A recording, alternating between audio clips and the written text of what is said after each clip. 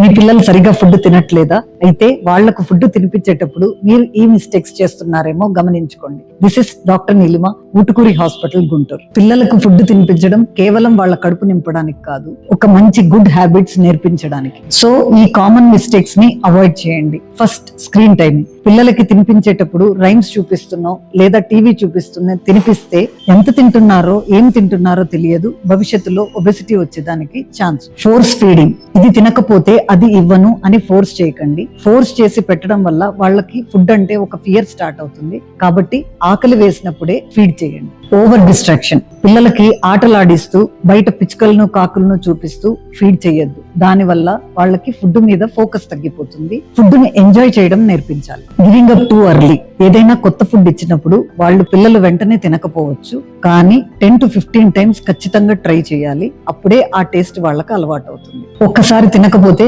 నా కూతురు కొడుకు ఇది తినరు అని డిసైడ్ అవ్వకండి. Liquid calories.